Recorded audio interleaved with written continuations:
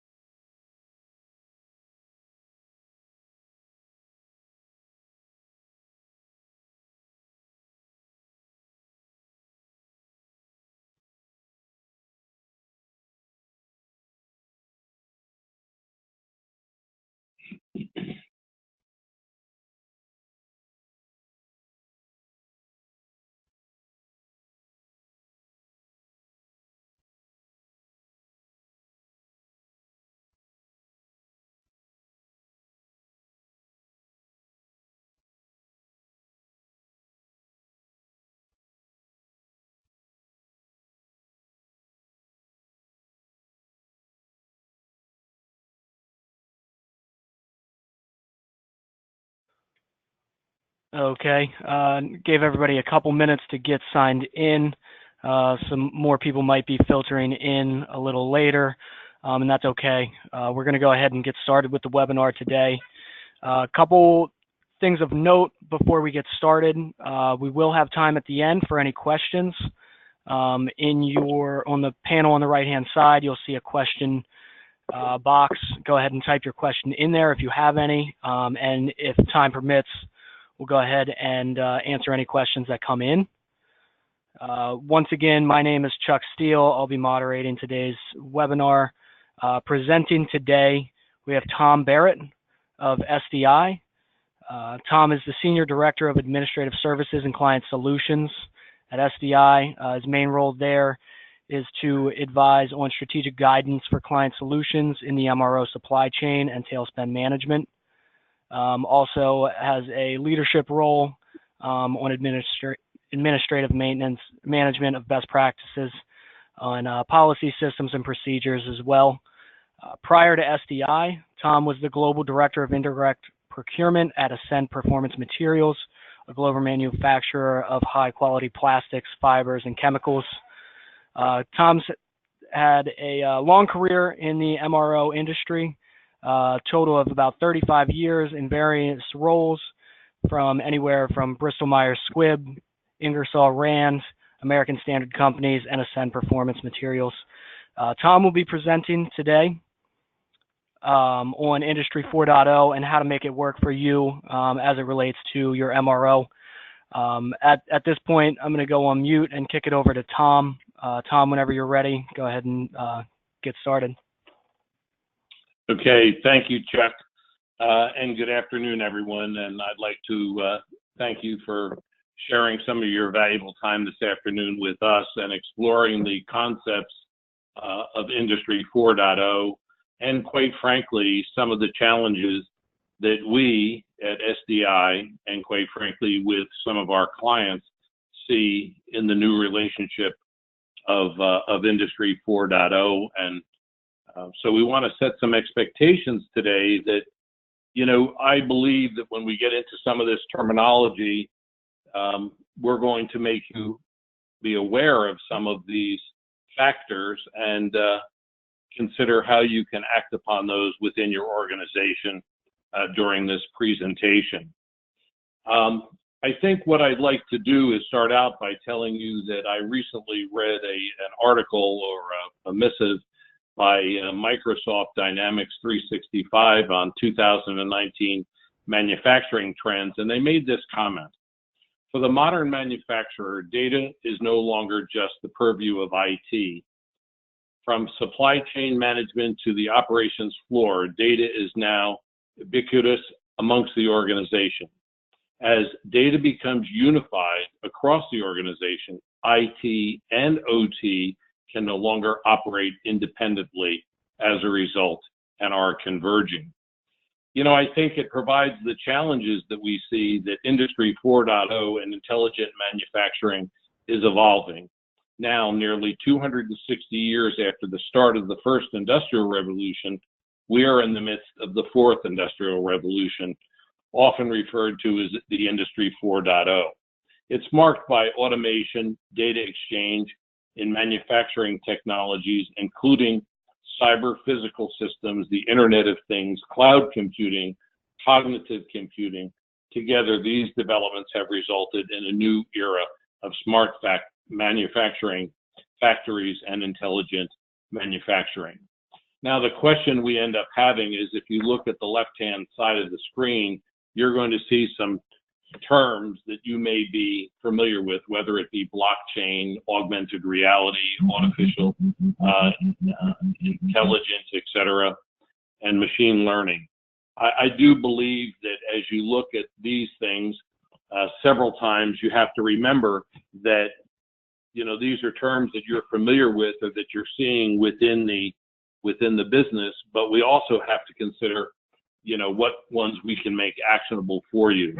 And I think understanding that at some point, you may engage some of these concepts and the projects within your own business. However, wherever you are on the progress scale, caution needs to be made for those that are around in that little box or those little notes that are loaded on demographics, that we have an aging and retiring workforce. We have the loss of intellectual property, and we have that skill gap we have right now. So Industry X.0 is business, as we say here from Accenture, embrace constant technological changes and profit from it. They successfully combine the digital technologies to drive both top line and bottom line growth. I think as we see it right now, if you go to this next slide here, you're going to see that over time, analytics, now again, this is the Deloitte recent survey of chief procurement officers of 2018, show the important areas of technology that we should be embracing today. So whether it's analytics, showing 54%, cloud computing, the renewal of e-procurement tools, emerging technologies, all of these things that you can see on the left-hand side of this graphic, these are all areas that you're going to find that you'll be responsive to within your business, and noting that the analytics and many other areas across that we have to embrace the new technology. So I think as we see these things, we have to understand the context that we have with putting the data problem into context. And I think at this point, it's important to note, we have a slide here about the Harvard Business Review. And when data is perfect, it's one unit. But if it's only with 67% perfect, you can understand that right now, the cost of bad data is almost 4 times as much as if the data was good. Now, we can discuss whether it's 10 times or 5 times, but I think we've all had that kind of information about where it is in your business. And no matter when you get to some data points that in fact are not good, you're either researching it over time, you've got all of these other issues that come to illustrate how you lose time, and time is money, obviously, in the manufacturing environment. We like to demonstrate the importance of data by what we call the data tree. And if you look at the data tree that we have here, there are root causes of what we call bad data, and there's a lack of investment, no taxonomy, no governance, multiple systems that you may be using, in some cases, multiple what we consider to be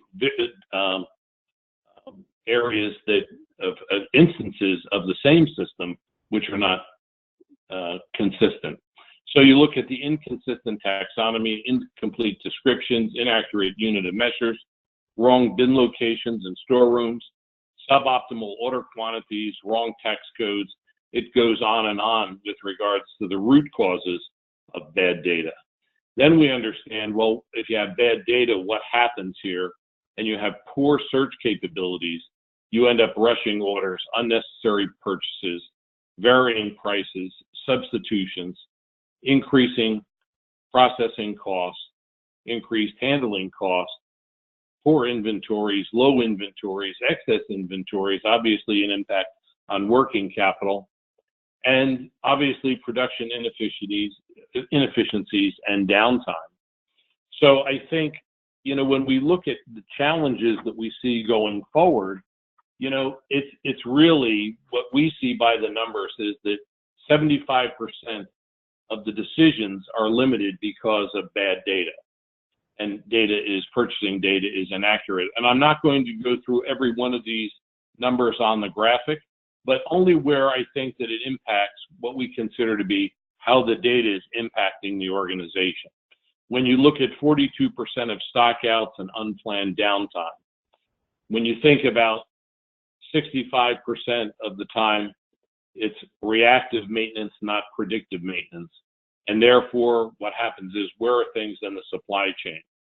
And obviously, I think where it looks at an overarching area is obviously the aging assets that we see are averaging on 24 years of age, comparatively to some of the counterparts in Germany, where a lot of OEM equipment emanates from, where they're adopting some of these new manufacturing technologies today.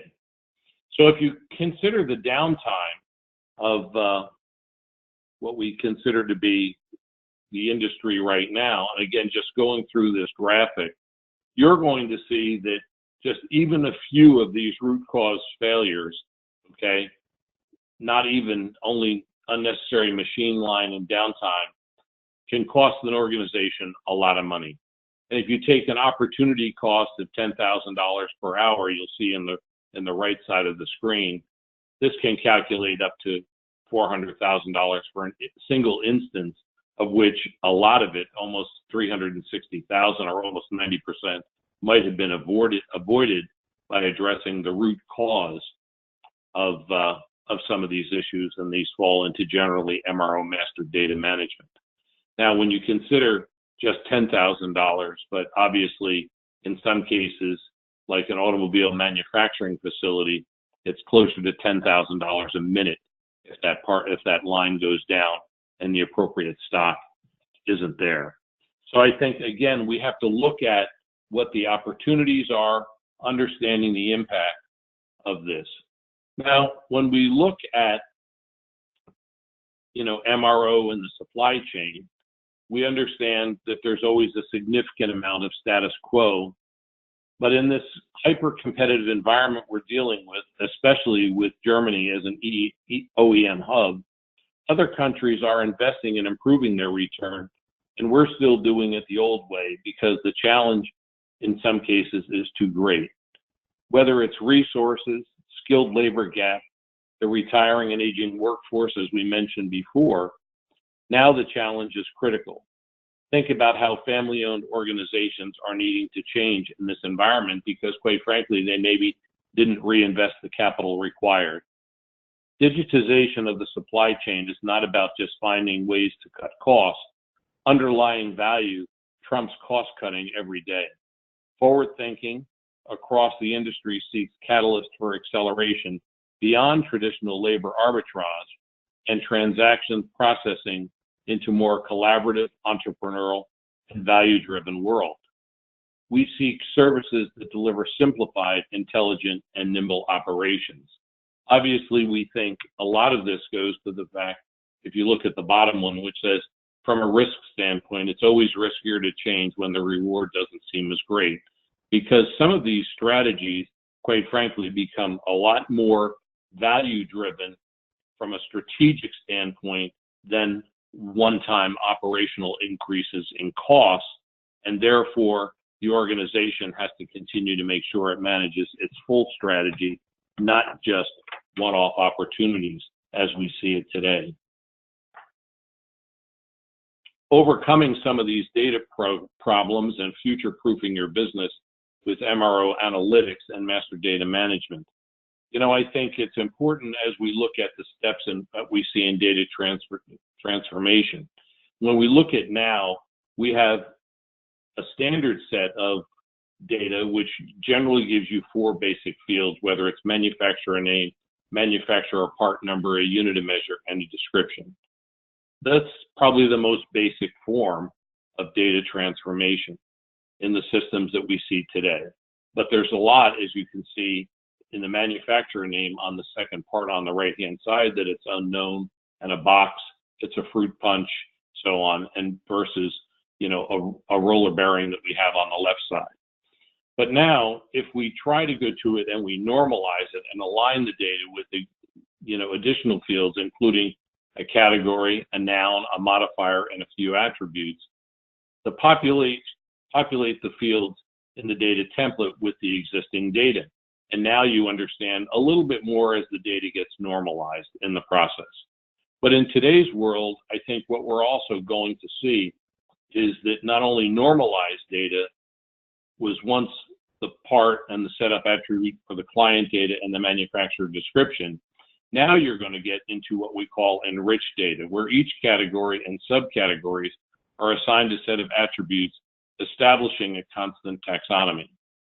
You know, it's the existing data is formatted into a template, and then the item is attributed based on the client data and manufacturer description. And the normalized part is now enriched and ready for cataloging. And again, now you see the differences as you take those same part numbers and make the progression. And now you see that you have a different, as a result, you can get a robust catalog, which are normalized, enhanced, and standardized with a consistent formatting using standard taxonomy and ready for use.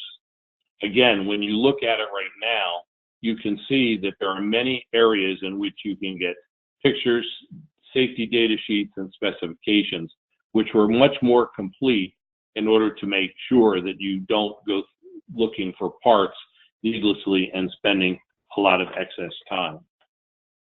I think one of the areas that we consider to stress in the time period is to look at data governance. And that's probably the key to maintaining data integrity itself. I think we see at this point that the owner can be a small governance team, limit the number of people who can add parts and change in existing data, develop electronic templates for new parts and additions, identify critical and required data elements for new parts and additions, define and establish automated workflows, develop push reporting, provide status updates on new part additions, and set real expectations for actionable new parts addition to meet those timelines. It's that ongoing governance that I think will lead. We always have heard that, you know, we can never have time to do it the right way, but we always find time to correct it and all those additional time and hours. I think data governance, especially in the world that we're moving to, has to be transformative for many businesses as they haven't focused on it at all. Now, what happens here? Obviously, in order to make this happen, and an area which I've stressed continually, if you end up having what we consider to be a good governance model, the more interest, the more diverse the interest and the agendas of the various stakeholders in the buying process and change process, the more dysfunctional the decision-making process. You know, when you consider it today that it takes an average of 5.4 stakeholders and increased customer dysfunction, you have to find ways to better connect with those individuals because those stakeholders have to be totally aligned on a common course of action. You get there by confronting disagreements and engaging in productive debate. Considering what alternatives you have, ultimately you need to collectively embrace the change. You know, I think that there are many stakeholders that we have creating that.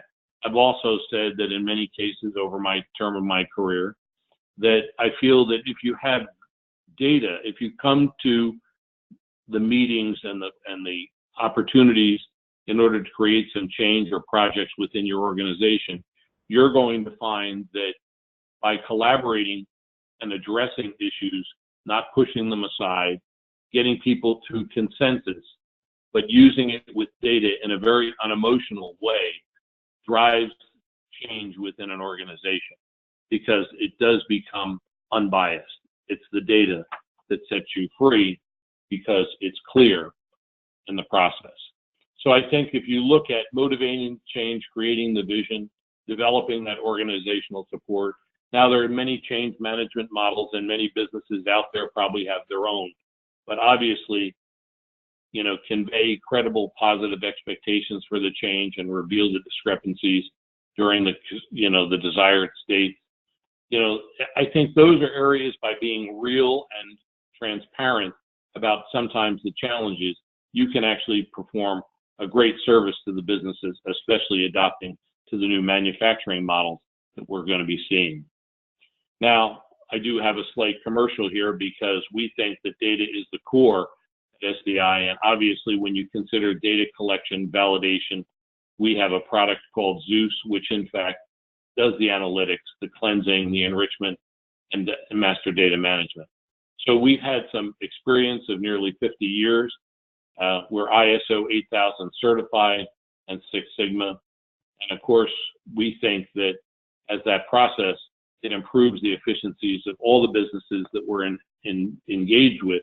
And by doing so, we actually deliver a value proposition to all of those and a service where that investment may not necessarily be core to your business now. But I think beyond moving into those areas and beyond Industry 3.0, I found these quotes that I thought were very appropriate.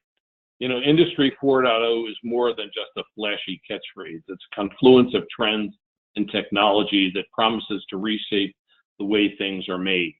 And that's, from a McKinsey and Company quotation I found. And I think this one is probably states where a lot of people are today.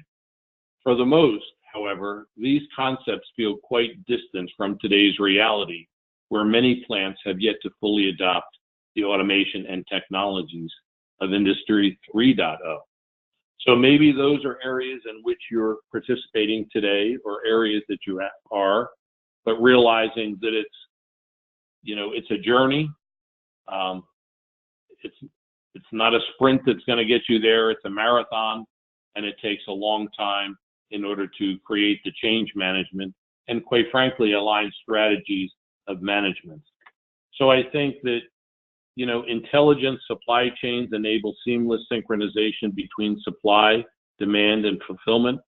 It provides real-time visibility across supply chain and manufacturing operations while facilitating collaboration.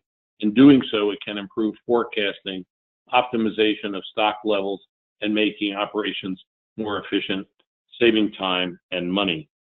And I think that if you embrace these technologies or understand these concepts, you can start with enhancing data, understanding some of the dynamics in the marketplace that'll improve the technologies, investigating those technologies, and figuring out where you are in your own journey to improve your data analytics in order to fully capture the return on investment of the new technologies and future-proof your business moving forward. Chuck, that's what I have today, and if there are any questions, I would be willing to try to field them as best I can. Yeah, Tom, we did have a couple of questions. Thank you, by the way, for presenting. We did have a couple of questions, surprisingly around data, where you focused a lot of your talking points. And the first one we have is, manufacturing data. It impacts so many different areas in your business, including finance, logistics, the operations, shop floor, on and on. How, in your opinion, how's the best way to begin the task to bring those issues to relevance in all those different areas where the data impacts? You said, Chuck, I've got 35 years of plus experience, and probably one of the things that I have struggled with the most within my own career is good listening skills. But I think what I'm saying to you here is listening to what the priorities of the business are before we go out and embrace. I've been with many internal stakeholders that want to put in the best piece of software and technology, only to find out that it becomes shelfware because that person leaves the company. It was a one-off strategy that was not really supported amongst the businesses. I think it's important for everyone to be able to look at their business priorities, their goals and objectives, and look at not only the short-term objectives, but the long-term objectives. And from a procurement standpoint, really try to gain some foothold in what I consider to be collaboration and aligning priorities so that when you come to the table, it's not necessarily a big food fight. It's joint and collaborative and focused on maintaining, the future proofing of your businesses themselves. Okay, very good. And then one other question that came in from somebody else. It says that they have several different versions of an ERP system. And does SDI, or how do you go about getting the ability to produce a report to confirm a scope of work to address the data cleansing within those multiple ERP systems? Yeah, obviously, because there's been what we consider to be quite frankly, a lack of governance in the MRO area. We refer affectionately to MRO as the redheaded stepchild of the business function. And unfortunately, wherever they're putting in purchase orders, not necessarily consistent. They want a red pen or a blue pen or a blue widget or a red widget, and you don't always have the manufacturer part number, and it's very different for people from different plants and how they describe their particular unit.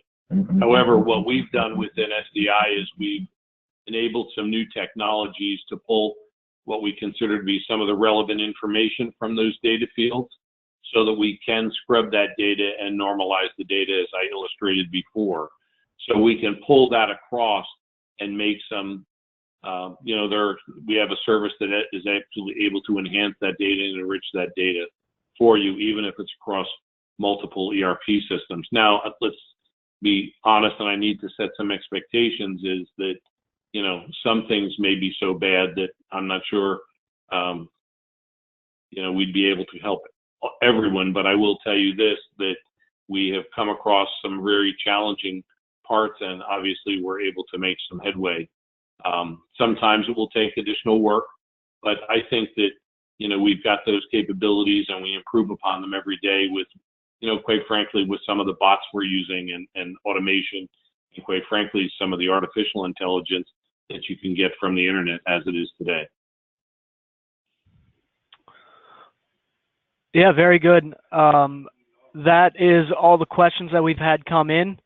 I'd like to take a moment just to thank Tom for going ahead and presenting today.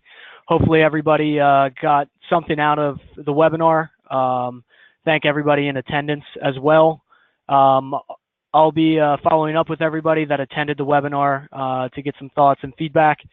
And again, Tom, thank you again so much. Thank you to everybody attending, and hopefully everybody has a great weekend. Okay, take care. Thanks, Tom. Thanks, everybody.